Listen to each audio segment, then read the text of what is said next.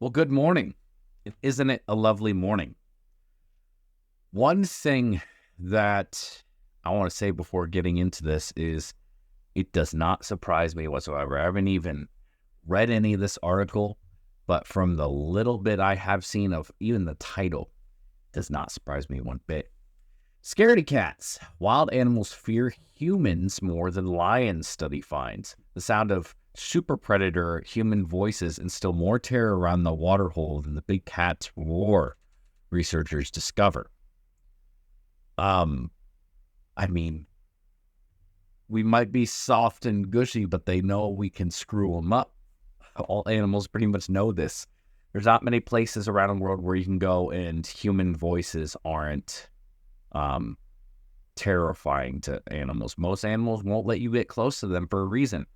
You can, like, there are plenty of instances, and I haven't even started reading the article yet, but there are plenty of instances where you're out in the woods, or you might see videos of, like an alligator swimming up to a turtle, and it doesn't care, even though the turtle know that the alligator can turn around and eat it at any moment.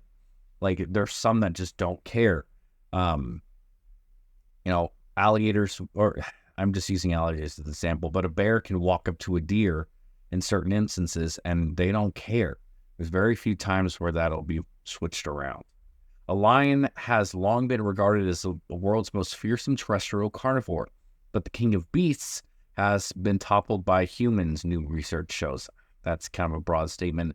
And honestly, as much as the lion might have the big name, I think tigers are way more terrifying than lions. Tigers are the ones. Those are the real deal. Anyway, elephants, rhinos, and giraffes are all now more afraid of people than other apex predators, according to a scientific paper that supports the idea that humans are the world's super predator. Yeah, duh. It's been that way for a while. Like, we know this. Wild animals are twice as likely to run away and abandon waterholes 40% faster when they hear the sound of people talking, according to researchers working in South Africa's Greater Kruger National Park, home of the world's largest remaining lion populations. Running away or abandoning the waterhole was a response seen by 95% of species, which include giraffes, leopards, hyenas, zebras, kudu, warthog, and impala. Fear of humans significantly exceeded that of lions throughout the savanna mammal community, according to the paper published in Current Biology. The sound played were the voices of men and women speaking calmly in local languages. Lead researcher Professor Liana Zanet from the University of Western Ontario, Canada, said she was surprised by the magnitude of the response from wildlife, as well as the number of species affected. Lions should be the scariest thing out here, but humans were much scarier. It showed we really are terrifying to animals, Zanet said. She described the finding as amazing but depressing too. Why? That's not necessarily a bad thing. I don't want animals to attack and kill us. I want them to kind of do their own thing, obviously, but like, it's better for us if we're in the wild and they just run away from us, because like, less issues. You run into them less and you have less things to worry about. You imagine if animals weren't afraid of you and they just came up to you, everything just didn't care. They would be curious and go up to you. You know how terrifying it would be for a giraffe to just come up to you, not afraid of you, and all of a sudden decide you're threatening to stomp you out, or an elephant, or, a hippo. All these animals will run. Even lions and leopards will run from something if they are thinking it might be a threat and they're not in the moment to protect themselves. Everything will run in certain situations. Can you imagine if everything wasn't afraid of you and came up to you? That would be terrifying. Fear itself can have an enormous effect on animals' populations. Fleeing a perceived threat often comes at the expense of eating and staying in good condition. Running away from the waterhole means they will have to find another place to drink. That is a cost, says Zanet. Yeah, every animal has to do that. And they do that without human intervention anyway. That I don't see as a big of a deal. It's just part of life out there. Surveys from Australia, North Africa, Europe, and Asia have shown humans kill prey at higher rates than any other apex predator, partially due to the adoption of guns and hunting with dogs, which is why we have gained the title of superior predator in quotations. I mean, yeah, we figured out a better way to do it, and we do it efficiently. And that's why animals are not people. That's why people feel that they're superior. I think we're obviously intellectually superior. I do think we're a superior species. That does not mean I think that the other animals don't have the rights to be there. Like, you could have both. I mean, it's not like I'm like, oh, humans can just do whatever we want. Yeah, we can. And we choose not to because we have morals about us and we understand things. And we have to use that, as we go through life. And to make it seem like we're not the superior species, like a lot of animals can overpower us, but power has nothing to do with it.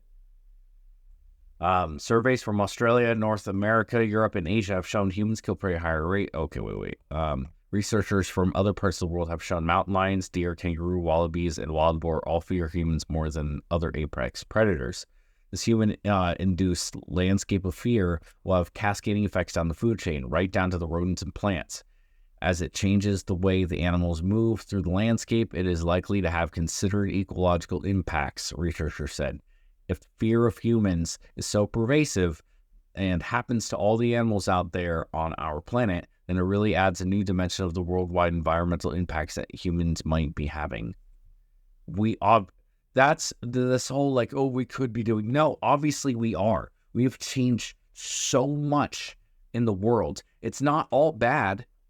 There are a lot of species that before us, every other time throughout human history, we had nothing to do with all the other species going extinct. And some of them, if humans were around when they were going extinct, could easily have saved them. It could have been a simple thing as, their food had a parasite and it all died out and they died because they only, went to that particular thing. It's called survival of the fittest for a reason. The animals that can survive along with us with all the things we do over the next couple million years, if things stay, if we stayed around and all that, they would become something completely different that could compete with us.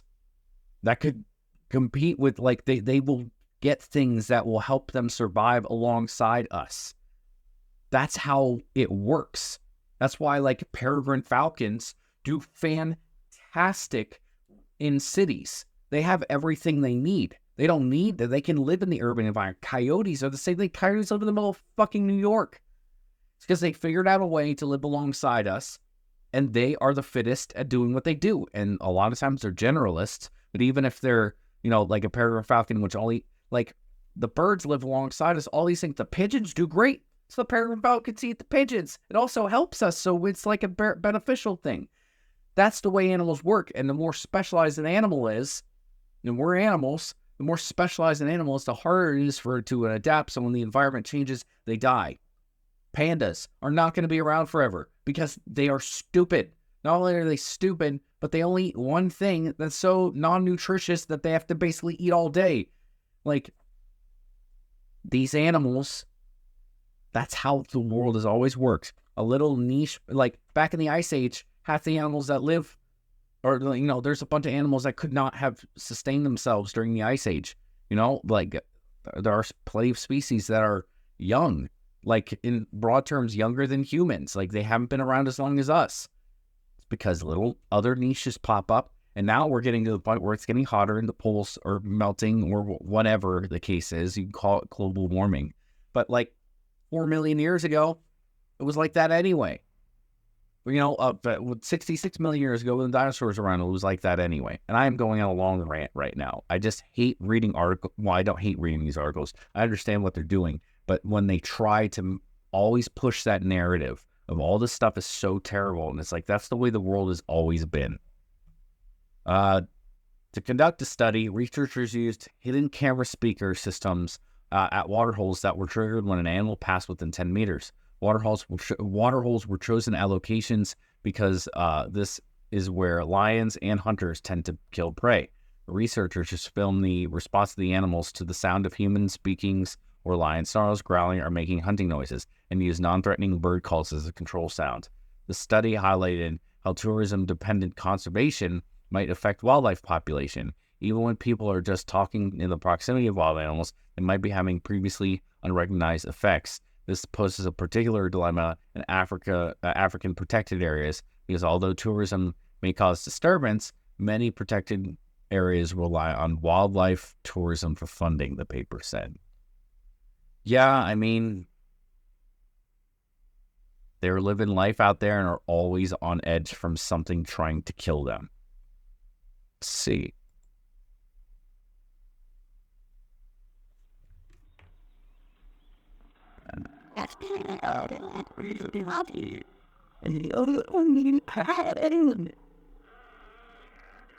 So it's like a jump scare. My dad was a teacher, so I grew up in a was studying and I knew a sport, like tennis, that because back in a lot more sports and especially people rugby. Here we are. Hard day at work. Compulsory reserves. The draws. That's pretty cool, though. I mean, to see that. En het volgende gewoon Afrikaanse taal dat het dan in één persoon is dat Afrikaans taal is zo daar. Je moet met goed dan doen. Can't bank that on the ball. Combine that because we have 11 official languages. English is that one that everybody. Het volgende gewoon Afrikaanse taal dat het dan in één persoon is dat Afrikaans. And know that I dropped nothing to do. I think they would things to